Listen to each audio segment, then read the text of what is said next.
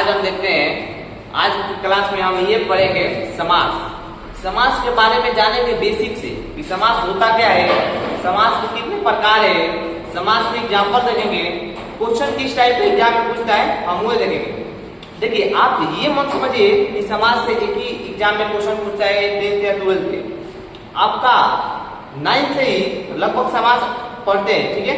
9th के 10th 11th 12th या कोई भी कंपटीशन, आप किसी भी कंपटीशन एग्जाम में आइए, अगर उसमें हिंदी पूछ रहे हैं तो समास का टॉपिक निश्चित है पूछेगा, ठीक है। तो आपको समास पढ़ना बहुत जरूरी है। समास से क्वेश्चन लगभग हम मतलब हर एग्जाम में 2 या 4 या 5 के आसपास पूछता है। तो हम आज पढ़ेंगे समास की एकदम बेसिक से क्वेश्चन, ठीक है। तो देखिए समास होता क्या है, ठीक है। दो या दो से अधिक शब्द को अगर मिलाने पर जो विकार, जो नया शब्द बनता है उसे हम क्या कहते हैं, समास कहते हैं, ठीक है। और दो को शब्द अगर उसमें मिलाएंगे जो नया शब्द बनेगा उसे हम समास कहते हैं। जैसे में देखिए,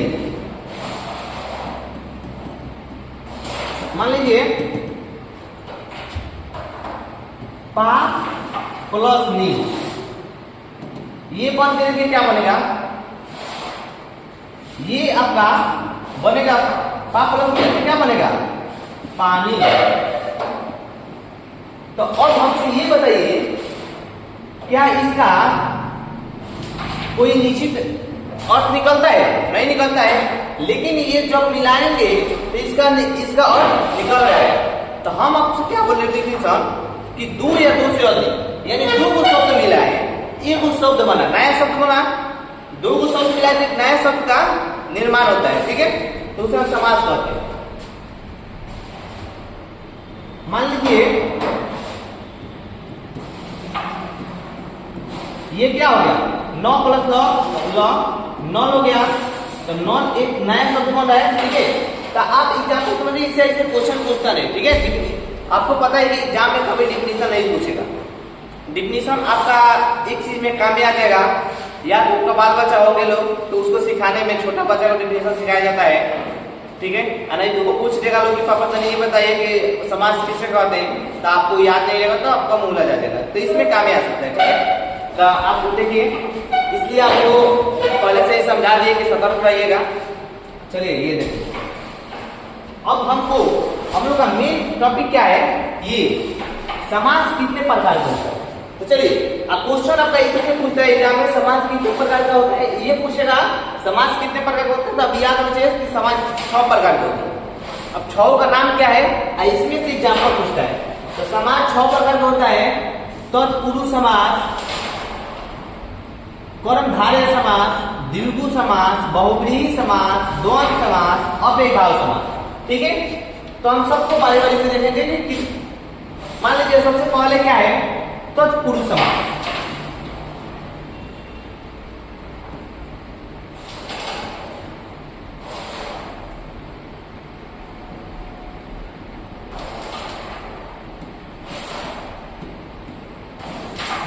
देखिए हम आपको अब ई सब का डिफिनीशन लिखवाएंगे नहीं, क्योंकि समझा देंगे। सबसे मेन क्या है हम लोग का, इसका समझना और एग्जाम्पल समझना, क्योंकि एग्जाम्पल में नहीं और कुछ नहीं है, ठीक है। तो आपको एग्जाम्पल इसके समझाएंगे, ठीक है।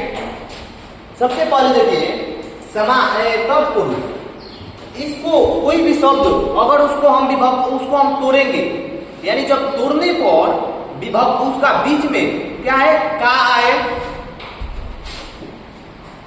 का, के, सा, से, अगर उसको तोड़ने पर ये आए बीच में तो उसे हम क्या करते हैं, तत्पुरुष समास। अब देखिए इसका एग्जाम्पल, देखिए मान लीजिए हम लिख रहे हैं तुलसीदास,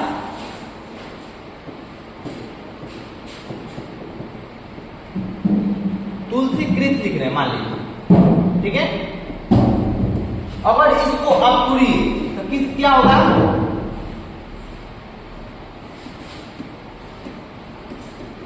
तुलसी से कृत, ठीक है।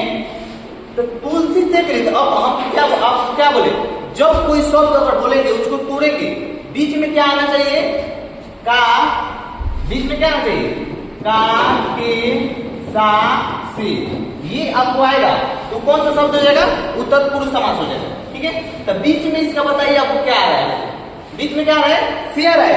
तो ये कौन सा समास है, तुलसीकृत कौन सा समास है, तत्पुरुष समास है, ठीक है। अब देखेंगे सराहत, अब बोलिए सराहत कौन सा शब्द है बताइए। स्वर से आहत, इसका जब जोड़ेंगे ना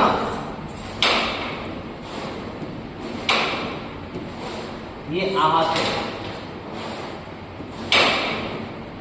ठीक है। तो स्वर से आहत, स्वर आहत क्या हो जाएगा, स्वर से आहत। तो बताइए आपका बीच में तोड़ने पर क्या आ रहा है, से आ रहा है। तो ये कौन सा समास है, सराहत कौन सा समास है आपका, तत्पुरुष समास है। अब बताइए हमसे राजा का, राजकुमार को बताइए।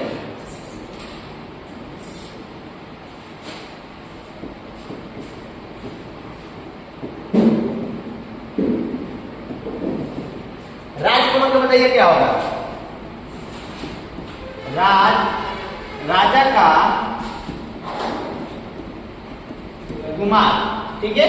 अब इसमें क्या हो जाएगा, राजा का कुमार। देखिए बीच में क्या आ रहा है आपको बताइए, जब बोलने में जब कुछ क्या आ रहा है, इसमें क्या आ रहा है। तो आपको बताए थे का के साथ से इस किस में आ रहा है, तो आपका तत्पुरुष समास में। अब मान लीजिए मेन आपका एग्जाम्पल है, सबसे पहले ये समझिए कि आप बिना एग्जाम्पल के इसको समझ नहीं सकते हैं।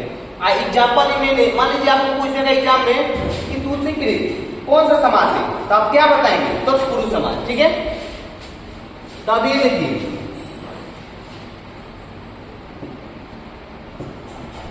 राखर्ज, ये कौन सा समास है बताइए। तो राखर्ज कौन सा समास है, रा के लिए खर्च। आपको ये भी पता होना चाहिए कि इसके लिए भी इसमें आता है। तो देखिए इसमें क्या हुआ, रा के लिए खर्च, ठीक है। तो ये आपका किस समास में, तत्पुरुष समास में। तो आपको सबसे पहले आपको हमेशा ये ध्यान में रहना चाहिए कि बीच में का के साथ से या के लिए आए बोलने पर तो आपका कौन सा समास हो जाएगा, आपका तत्पुरुष समास हो जाएगा, ठीक है। अब देखते हैं तत्पुरुष समास, देखते ठीक है। इसका तो हो गया।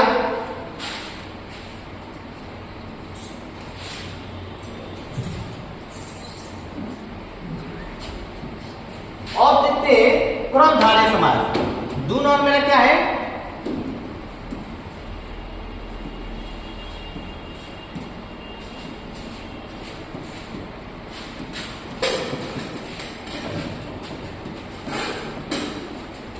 इसमें आपको देखिए क्या बताता है, ये इसमें से क्वेश्चन भी आपका एग्जाम में पूछता है। इसमें ये बताता है कि कोई चीज है तो कैसा है, क्या बताता है, कोई चीज है तो कैसा है। मान लीजिए हम बोल रहे हैं नील गाय, ठीक है। तो नील गाय, गाय कैसा है, नीला के समान है, ठीक है। इसका एग्जाम्पल देखिए नील गाय। अब देखिए नील गाय कैसा है, नीला के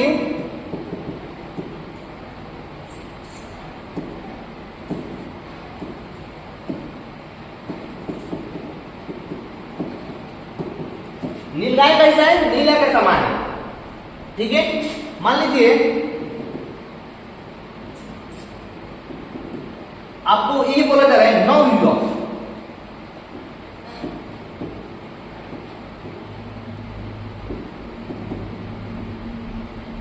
ठीक है। क्या बोला जा रहा है, नव युवक। तो अब हम ये आपसे पूछ रहे हैं कि इसमें क्या बोला जाए, युवक कैसा है, आप लोग बताइए युवक कैसा है, नया है। युवक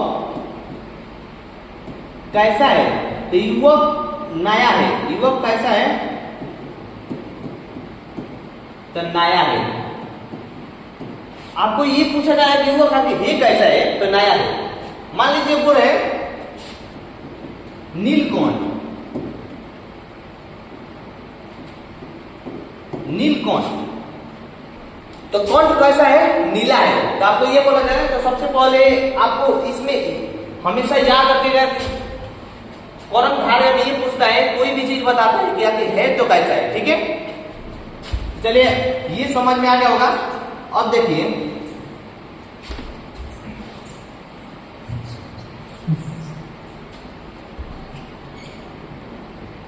अब हम ये समझेंगे द्विगु समास, ठीक है।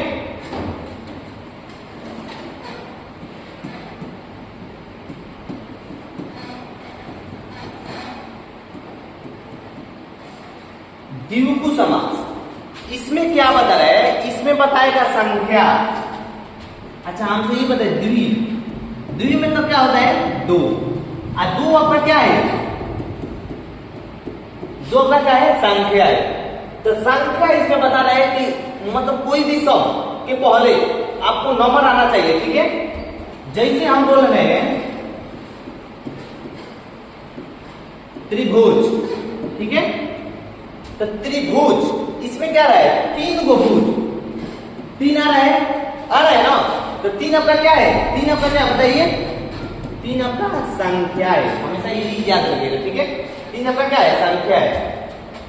बोल रहे हैं त्रिभुवन, ये वो है,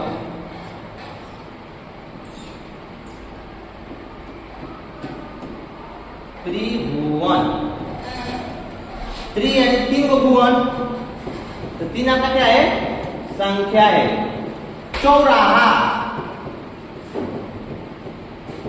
बताइए चौराहा क्या है, तो चौराहा यानी चार को चार, चौराहा में चार आ रहा है, तो चार का क्या है, संख्या है।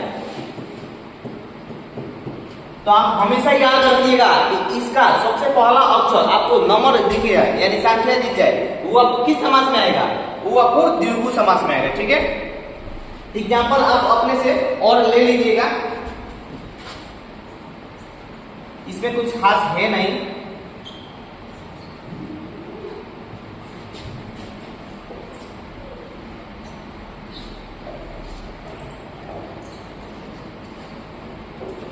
अब देखिए मेरा 4 नंबर है क्या, बहुव्रीहि।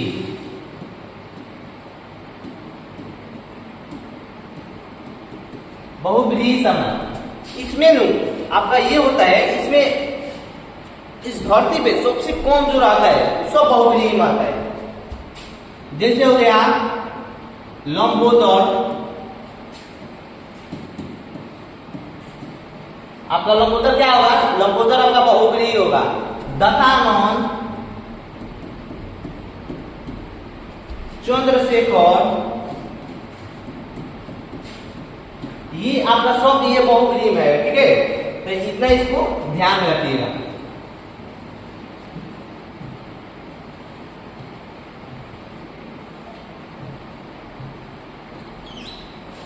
अब हम ये देखेंगे द्वंद्व, द्वंद्व समास 5 नंबर,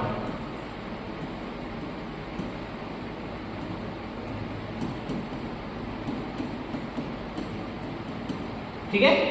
द्वंद्व समास किसे कहते हैं, तो द्वंद्व समास में आपको सबसे पहले ये देखना चाहिए कि विभक्ति चिन्ह,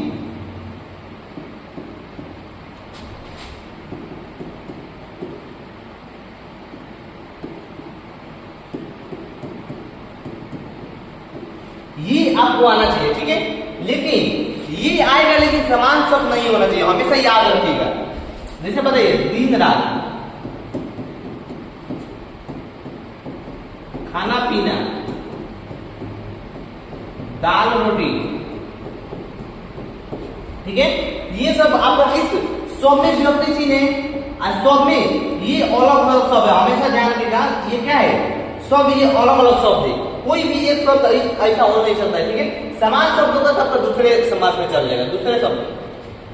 तो हमेशा इसको याद रखना कि ये जिसमें दिख जाए आपको और अलग अलग अक्षर दिख जाए, तो वो क्या होगा आपका, वे होगा आपका द्वंद्व समास, ठीक है। देखिए आवाज थोड़ा मेरा तुतला जा रहा होगा क्योंकि जिप कर दिया, पता ना कौन गरिया दिया है, दिन भर पिटते रहते हैं लोग बच्चे सबको, इसलिए क्या पता उसी में कोई गरिया दिया हो। 2-3 जगह जिप कर दिया, जब खा रहे थे तो कर जिप कटा जा रहा है, पता ना क्यों। ऐसे में हम ज्यादा पिटते नहीं है, लेकिन पता ना कौन अपने मन का सब। अब मान लीजिए कोई दूसरा दिया पीट दी, वो अब अंदर गाली दिया होगा, जब खाने बैठे तो खा रहे थे, उस टाइम 2-3 बार जीभ कट गया, पूरा तुतला आगोली निकल जाएगा। ठीक है, तो आपको तो समझ में आ रहा होगा, तो यहाँ पे नहीं ना है कि खाली दे रहे हैं। ठीक है, चलिए देखते हैं। लास्ट मेरा क्या बचा, अव्ययभाव। ठीक है,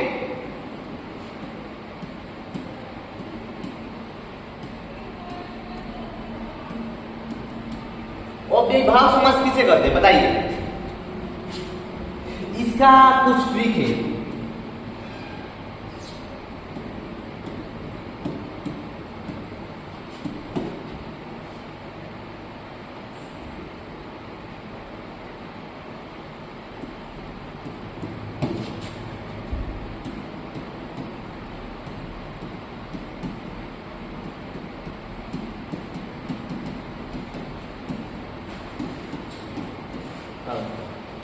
चलिए देखिए, इसमें आपको कोई भी शब्द के पहले ये दिख जाए वे, या था, आ, अनु या कोई समान शब्द। मान लीजिए हम आपको ये लिख रहे हैं कि बेकार,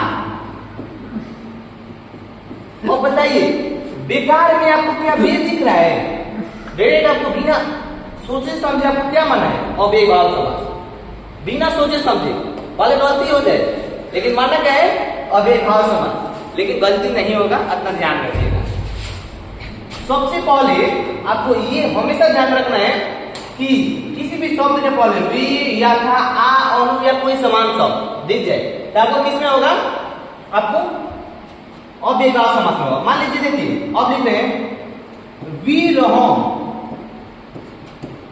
कोई कोनो काम करते हुए कर देता है तो क्या बोलता है लोग, बेशरम है, वीरहम है, इसको कोई मतलब लाज नहीं, तो क्या हो गया, इसमें भी क्या दिख रहा है, बेरहम, बे दिख रहा है, बे शरम, साफ बेशरम हो गया, कोई बोलता नहीं है। ठीक है, तो इसमें सबसे पहले अक्षर क्या दिख रहा है, बे दिख रहा है। अब देखिए यथाशक्ति, इसमें क्या दिख रहा है, थोड़ी गलती यथा शक्ति, आपको क्या इसमें यथा दिख रहा है, क्या हो गया, आपका अव्ययभाव समास हो गया। यथा संभव, आपको ये दिख गया, क्या हो गया, अव्ययभाव समास हो गया। अब देखिए मान लीजिए आजन्म, आजन्म में आपको क्या दिख रहा है, आ दिख रहा है, तो आ सबसे पहले क्या हम आप सूर्य में क्या बोले, कोई भी शब्द के पहले अगर आपको वी, यथा, आ, अनु या कोई समान शब्द दिखे तो आपको ये क्या होगा, अव्ययभाव समास होगा। इसमें कोई सोचना समझना है नहीं। ठीक है, चलिए देखिए, मान लीजिए अनुसार, अनुसार में आपको बताइए कि ये कौन सा समास है, तो ये क्या है, ये आपका अव्ययभाव समास है, क्योंकि अनु दिख गया। अब मान लीजिए समान शब्द देखिए, रातोरात,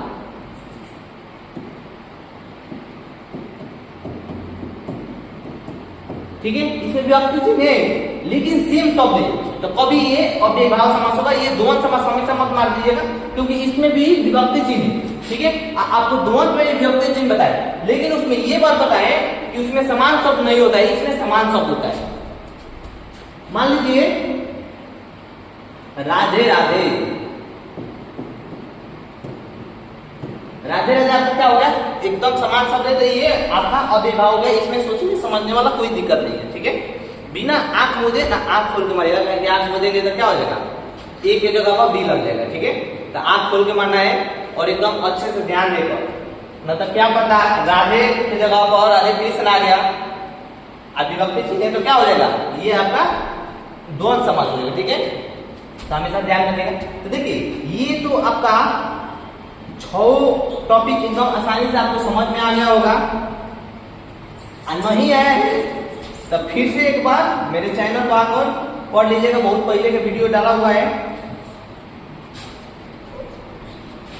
लेकिन उसमें उस टाइम थोड़ा गरीब थे लोग, तो फ्री में बनाए हैं लोग 10 रुपया बोर्ड पे, उस टाइम बहुत गरीब थे लोग। आज तो अमीर होने के कारण पब्लिक फट रहा है पैसा कारण, लेकिन ऐसा कुछ है नहीं। आप लोग के आप ही लोग के जेब से मेरे पास पैसा आता है, ठीक है।